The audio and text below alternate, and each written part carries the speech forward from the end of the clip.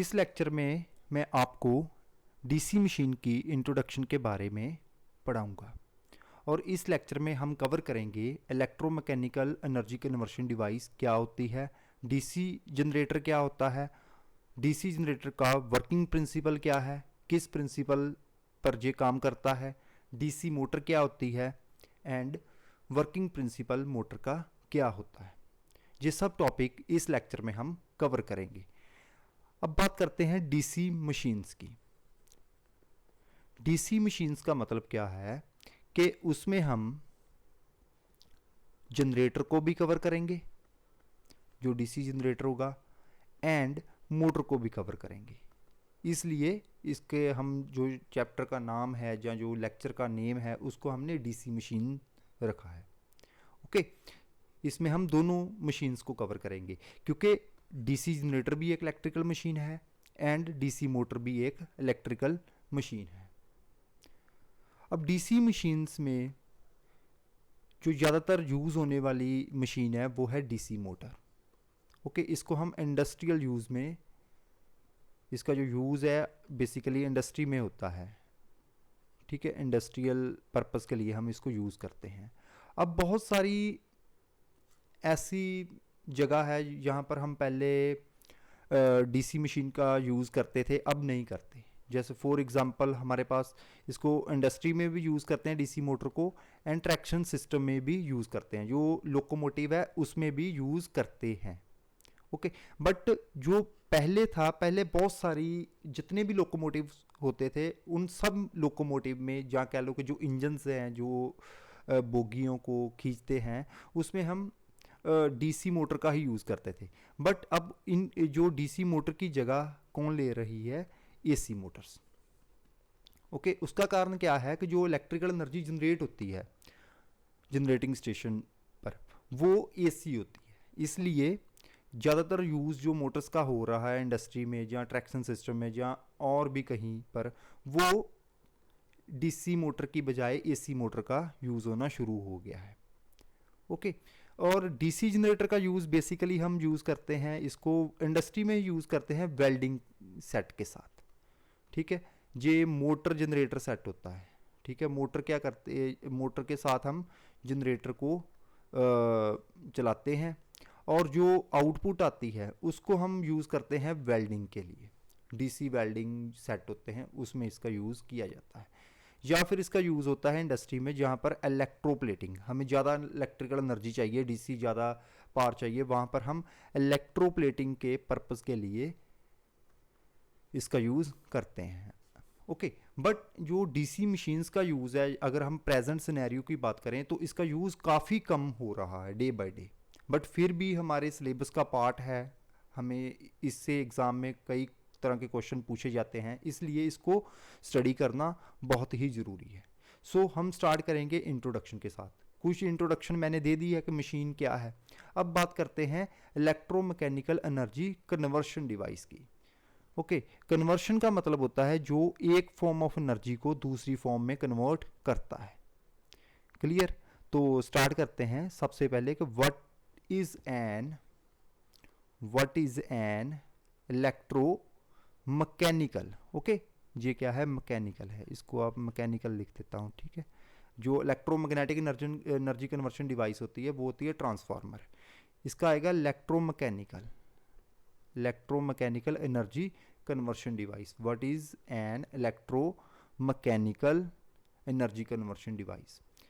Okay, जो DC machine है वो इलेक्ट्रोमैकेनिकल एनर्जी कन्वर्शन डिवाइस है। ठीक है, इलेक्ट्रोमैकेनिकल एनर्जी कन्वर्शन डिवाइस है। Okay, electromechanical energy conversion devices कौन सी होती हैं? बहुत ही सिंपल है। Okay, electromechanical energy conversion device वो डिवाइसेस होती हैं जो इलेक्ट्रिकल एनर्जी को मैकेनिकल एनर्जी में कन्वर्ट करती हैं। ओके, यहाँ पर लिखा है इलेक्ट्रो का मतलब इलेक्ट्रिसिटी। ठीक है, इलेक्ट्रिसिटी, क्योंकि फ्लो ऑफ इलेक्ट्रॉन्स क्या होती है? इलेक्ट्रिक करंट होता है। ओके, ये क्या है? इलेक्ट्रो का मतलब इलेक्ट्रिकल एनर्जी। ओके, मैकेनिकल का मतलब mechanical energy. Okay, mechanical energy. Clear? फिर इलेक्ट्रोमैकेनिकल एनर्जी कन्वर्शन डिवाइस कौन सी हुई कि जो इलेक्ट्रोमैकेनिकल, जो मैकेनिकल एनर्जी को इलेक्ट्रिकल एनर्जी में कन्वर्ट कर दे। ओके, यहाँ पर कन्वर्शन आएगा। ओके, जो इलेक्ट्रिकल एनर्जी को मैकेनिकल एनर्जी में कन्वर्ट कर दे, या फिर मैकेनिकल एनर्जी को इलेक्ट्रिकल एनर्जी को कन्वर्ट कर दे, उसको बोलते हैं इलेक्ट्रोमैकेनिकल एनर्जी कन्वर्शन डिवाइस। एक बार फिर समझ लीजिए कि इलेक्ट्रोमैकेनिकल एनर्जी कन्वर्शन डिवाइस कौन सी होती है, जो या तो इलेक्ट्रिकल एनर्जी को मैकेनिकल एनर्जी में कन्वर्ट कर दे, या फिर मैकेनिकल एनर्जी को इलेक्ट्रिकल एनर्जी में कन्वर्ट कर दे। जो मोटर है, जनरेटर है, वो सब electro mechanical energy conversion devices हैं। क्योंकि मोटर के केस में क्या होता है, हम इलेक्ट्रिकल एनर्जी देते हैं मोटर को, और वो एनर्जी जो इलेक्ट्रिकल एनर्जी है उसको यूटिलाइज करके हमें आउटपुट पे कौन सी एनर्जी मिलती है, मैकेनिकल एनर्जी। सो मोटर भी क्या हुई, हमारी इलेक्ट्रोमैकेनिकल एनर्जी कन्वर्शन डिवाइस हुई। ठीक है, इलेक्ट्रोमैकेनिकल एनर्जी कन्वर्शन डिवाइस हुई। क्लियर? ओके, जो जनरेटर है, जनरेटर को हम कौन सी एनर्जी देते हैं, मैकेनिकल एनर्जी देते हैं। क्योंकि जनरेटर से पहले आपने देखा होगा कि इंजन लगा होता है। क्लियर? जो इंजन है वो अल्टरनेटर या फिर जनरेटर को रोटेट करता है। जब जो रोटेट करवाएगा या रोटेट करेगा तो उससे क्या होगा, हमें आउटपुट जो होगी वो इलेक्ट्रिकल एनर्जी की फॉर्म में मिलेगी। इसलिए जो जनरेटर भी है वो क्या है, वो इलेक्ट्रोमैकेनिकल एनर्जी कन्वर्शन डिवाइस है। सिंपली आपके घर में फैन लगा है, फैन भी क्या है, इलेक्ट्रोमैकेनिकल एनर्जी कन्वर्शन डिवाइस। आपके घर में सबमर्सिबल पंप लगा होगा पानी के लिए, वो भी क्या है, electromechanical energy conversion device. Industry में गए, वहाँ पर मोटर लगी हुई है, मोटर भी क्या हुई, इलेक्ट्रोमैकेनिकल एनर्जी कन्वर्शन डिवाइस। आपने जनरेटर देखा, जनरेटर भी क्या है, electromechanical energy conversion device. Electromechanical energy conversion device फिर कौन सी है, कौन सी डिवाइसेस होती हैं, जो इलेक्ट्रिकल एनर्जी को मैकेनिकल एनर्जी में कन्वर्ट करे, या फिर मैकेनिकल एनर्जी को इलेक्ट्रिकल एनर्जी में कन्वर्ट करे, उसको हम बोलते हैं electromechanical energy conversion device. Clear? इसके जो एग्जांपल्स हैं वो मैंने आपको बता दिया, जनरेटर एंड मोटर्स। अब बात करते हैं what is a DC generator. DC generator क्या है, what is a DC generator? Electrical device है डीसी जनरेटर। ओके, जो मैकेनिकल पावर को, ठीक है, मैकेनिकल पावर को इलेक्ट्रिकल पावर कौन सी, अब जहां पर हमने डीसी जनरेटर को स्टडी करना है इसलिए डीसी इलेक्ट्रिकल पावर में कन्वर्ट करेगा। जनरेटर क्या है, एक इलेक्ट्रिकल डिवाइस है जो मैकेनिकल पावर को या फिर मैकेनिकल एनर्जी को डीसी इलेक्ट्रिकल पावर और एनर्जी में कन्वर्ट करता है, उसको बोलते हैं डीसी जनरेटर। उसको क्या बोलते हैं, डीसी जनरेटर। ओके, फिर एक बार ध्यान से सुन लीजिए कि जो डिवाइस, क्योंकि इलेक्ट्रिकल डिवाइस इसलिए बोल रहे हैं क्योंकि इसकी जो आउटपुट होगी वो इलेक्ट्रिकल फॉर्म में होगी, इलेक्ट्रिकल एनर्जी फॉर्म में होगी, इसलिए इसको बोलते हैं हम इलेक्ट्रिकल डिवाइस। क्लियर? इसको इलेक्ट्रिकल डिवाइस भी बोल सकते हैं, इसको इलेक्ट्रिकल मशीन भी बोल सकते हैं। An electrical machine which converts mechanical power और energy into DC electrical power और एनर्जी। क्लियर? अब इसके वर्किंग प्रिंसिपल की बात करते हैं। वर्किंग प्रिंसिपल क्या है? वर्किंग प्रिंसिपल, जो कोई भी जनरेटर होगा उसके दो मेन पार्ट होंगे, जो सबसे मेन पार्ट है, क्योंकि पार्ट तो बहुत सारे होते हैं बट जो मेन पार्ट होंगे, एक तो उसमें होगा फील्ड, ठीक है, डीसी जनरेटर की बात कर रहे हैं, और दूसरा होगा आर्मेचर। ठीक है, आर्मेचर में आर्मेचर कंडक्टर होते हैं, दो मेन पार्ट हैं। फील्ड का मतलब क्या हुआ कि ये एक स्टेशनरी पार्ट होगा, ओके, जिसमें कॉइल्स लगी होंगी और उन कॉइल्स में से करंट को फ्लो करवाएंगे। ठीक है, ये हमारा पार्ट है एक। ओके, ये फील्ड सिस्टम है, इसमें जो ये क्या है, ये कॉइल्स हैं, इसमें से हम करंट को फ्लो करवाएंगे। जब करंट को फ्लो करते हैं किसी भी कॉइल में से, क्योंकि कॉइल क्या है, कॉइल जे वाली कॉइल है, ओके, जब I current number of turns में से फ्लो करेगा, नंबर ऑफ टर्न्स क्या है, जो जितनी भी उसकी टर्न होगी, ओके, जो जितनी भी टर्न्स होंगी उसको नंबर ऑफ टर्न्स बोलते हैं, 5, 10, 50, 100, कोई भी वैल्यू हो सकती है, उसको हमने जितना करंट फ्लो हो रहा है उससे मल्टीप्लाई करवाएंगे, तो क्या होगा, इसमें एमएमएफ प्रोड्यूस हो जाएगी। क्या प्रोड्यूस होगा, एमएमएफ प्रोड्यूस होगी, और इस एमएमएफ से फ्लक्स जो है वो सेटअप हो जाएगी उस कॉइल में। ठीक है, यहां पर कितनी है कॉइल्स, जहां पर एक तो हमारे पास जे कॉइल है और जे कॉइल है, ठीक है, इसमें फ्लक्स सेटअप हो जाएगी। अब फ्लक्स क्या है, फ्लक्स है मैग्नेटिक फील्ड, ठीक है, जो मैग्नेट है, मैग्नेटिक फील्ड है, वो मैग्नेट बन जाएगी, ठीक है, मैग्नेटिक फील्ड है, मैग्नेटिक फील्ड मतलब नॉर्थ एंड साउथ बन जाएगा इसका। अब जब इसमें से हम कंडक्टर को मूव कराएंगे, किसकी हेल्प से, इंजन की हेल्प से, जब इंजन की हेल्प से आर्मेचर कंडक्टर रोटेट करेगा, फिर जो आर्मेचर के जो कंडक्टर हैं किससे कट करेंगे, इस फील्ड के साथ। कट का मतलब जब ये रोटेट करेगा, जो फील्ड है, ठीक है, जे वाला फील्ड है, इसके साथ कट करेगा, मतलब उसकी कभी ज्यादा कंडक्टर कांटेक्ट में आएंगे, कभी कम आएंगे, तो उससे क्या होगा कि जो हमारा आर्मेचर का कंडक्टर है उसमें ईएमएफ इंड्यूस हो जाएगी। ओके, इस प्रिंसिपल पर हमारा जनरेटर काम करता है। Generator works on the principle of electromagnetic induction. Okay, जब हम कंडक्टर को मूव कराएंगे या फिर जब कंडक्टर मैग्नेटिक फील्ड से कट करेगा तो उसमें ईएमएफ इंड्यूस हो जाएगी। ओके, ये किसका प्रिंसिपल है, ये डीसी जनरेटर का प्रिंसिपल है। Okay, clear. इसको हम बोलते हैं जो ईएमएफ इंड्यूस होगी वो डायनामिकली इंड्यूस्ड ईएमएफ होगी, डायनामिकली इंड्यूस्ड ईएमएफ, क्योंकि इसमें आर्मेचर कंडक्टर मूव कर रहा है, इसमें आर्मेचर कंडक्टर मूव कर रहा है, इसलिए इसको बोलते हैं dynamically induced EMF. Clear, generator का वर्किंग प्रिंसिपल पता चल गया। जब भी हम कंडक्टर को मैग्नेटिक फील्ड में रोटेट कराएंगे तो उसमें ईएमएफ इंड्यूस हो जाएगी, या फिर ऐसे भी बोल सकते हैं जब भी कंडक्टर मैग्नेटिक फील्ड से कट करेगा तो उसमें ईएमएफ इंड्यूस हो जाएगी, according to Faraday's law of, according to Faraday's law of electromagnetic induction, according to Faraday's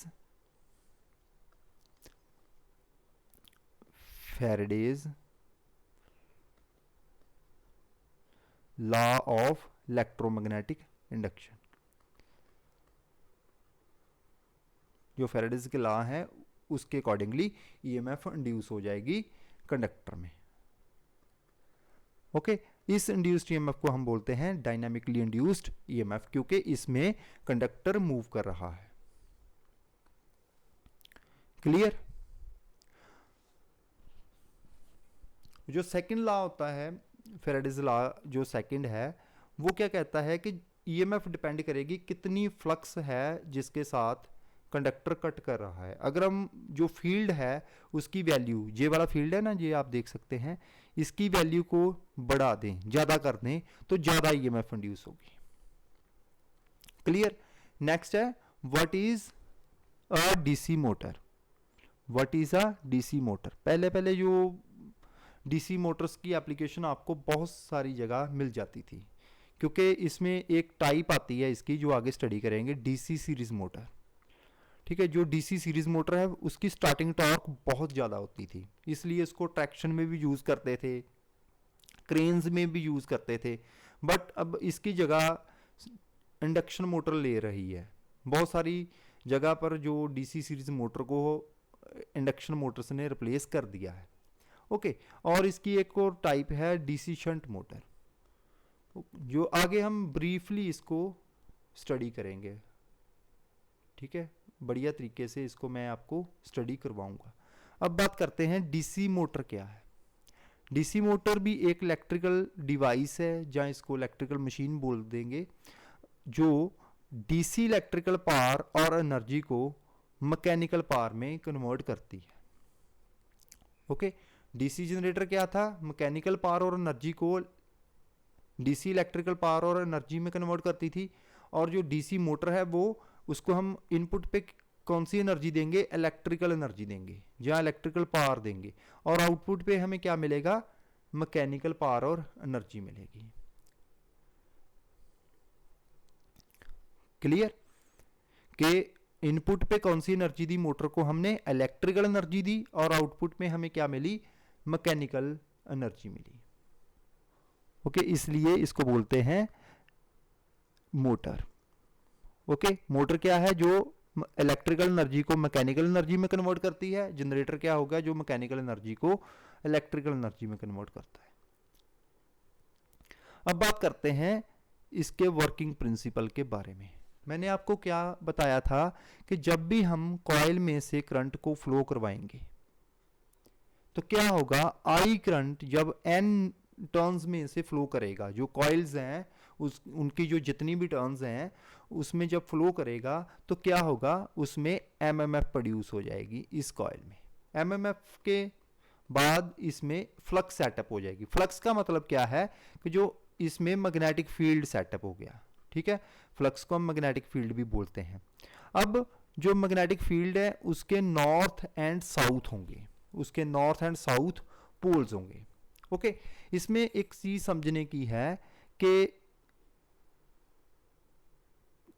जो लाइक पोल होते हैं, like poles means north north या फिर साउथ साउथ, वो क्या करते हैं, दोनों को रिपेल करते हैं। Like poles repel each other, repel each other. Okay, unlike poles attract each other, attract each other. ठीक है, इसको अच्छे से समझ लो। जब नॉर्थ पोल के सामने नॉर्थ पोल आएगा तो क्या होगा, फोर्स ऑफ रिपल्शन लगेगी, या फिर साउथ के सामने साउथ पोल आ जाएगा तो फोर्स ऑफ रिपल्शन लगेगी। अगर नॉर्थ के सामने साउथ आ गया या साउथ के सामने नॉर्थ आ गया तो फोर्स ऑफ अट्रैक्शन लगेगी। क्लियर। अब इसको समझते हैं हम क्या है, पहले डेफिनेशन को देख लें। डेफिनेशन क्या है, जब भी करंट कैरिंग कंडक्टर को, करंट कैरिंग कंडक्टर का मतलब है कि जिस कंडक्टर में से करंट फ्लो होता है, ठीक है, करंट को कैरी कर सकता है कंडक्टर, उसको बोलते हैं करंट कैरिंग कंडक्टर। जिसमें करंट फ्लो कर रहा है उसको बोलते हैं करंट कैरिंग कंडक्टर। जब भी करंट कैरिंग कंडक्टर को मैग्नेटिक फील्ड में रखेंगे, प्लेस करेंगे, तो उस कंडक्टर पर मैकेनिकल फोर्स लग जाएगी। अब इसको हम समझते हैं कैसे होता है ये सब। जनरेटर के केस में क्या था कि हमारे पास एक फील्ड सिस्टम था जिसमें फील्ड है north and south, and generator के केस में एक था हमारे पास आर्मेचर, जहां जिसको हम मूव कर रहे थे। ओके, अब जनरेटर के केस में इसको मूव कराने के लिए हमने इंजन का यूज़ किया था, इंजन का यूज़ या फिर टरबाइन का यूज़ किया था। ठीक है, टरबाइन का यूज़ किया था, या फिर इसको प्राइम मूवर भी बोलते हैं, प्राइम मूवर का यूज़ किया था। ओके, अब मोटर के केस में इसको मूव कराने के लिए हम ना तो इंजन का यूज़ करेंगे ना ही टरबाइन का यूज़ करेंगे, तो फिर ये कैसे जो हमारा रोटेटिंग पार्ट है रोटेट करेगा उसको समझते हैं। जब इस कंडक्टर में से करंट को फ्लो करवाया जाता है तो जो मैंने आपको बताया कि जब भी कॉइल में करंट फ्लो करेगा तो उसमें फ्लक्स सेटअप हो जाएगी। फ्लक्स का मतलब फील्ड जो है उस कंडक्टर में सेटअप हो जाएगा। इसी तरह जो फील्ड है वो इस कंडक्टर में सेटअप हो गया। अब जो फील्ड होगा उसके नॉर्थ साउथ पोल्स होंगे। जब ये नॉर्थ नॉर्थ के सामने आएगा तो क्या होगा, फोर्स ऑफ रिपल्शन लगेगी, जिसके कारण हमारा ये कंडक्टर मूव करना शुरू कर देगा। ओके, इसी प्रिंसिपल पर जो हमारी मोटर है वो काम करती है। इसको फिर एक अच्छी तरह से समझ लें। क्या हुआ कि हमारे पास एक फील्ड सिस्टम है। फील्ड में क्या होगा, नॉर्थ एंड साउथ दो पोल्स होंगे। जब हम जो हमारा आर्मेचर है जिसमें जो कंडक्टर्स हमने रखे हुए हैं, जब वो कंडक्टर मूव करेगा तो उसमें क्या होगा, उसमें भी फील्ड जो है बन जाएगा।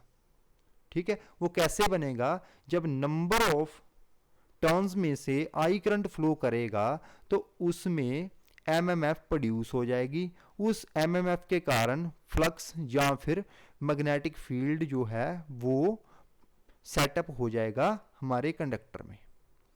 ठीक है, और इस फील्ड के नॉर्थ एंड साउथ पोल्स होंगे। ठीक है, जब ये नॉर्थ के सामने आएगा तो फोर्स ऑफ रिपल्शन लगेगी, जिसके कारण हमारा जो कंडक्टर है वो मूव करना शुरू हो जाएगा। जहां हमारा जो रोटेटिंग पार्ट है वो रोटेट करना शुरू कर देगा, तो हमारी मोटर चलना शुरू हो जाएगी। ओके, इसको हम और अच्छी तरह से समझेंगे जब इसको डीसी मोटर को हम स्टार्ट करेंगे।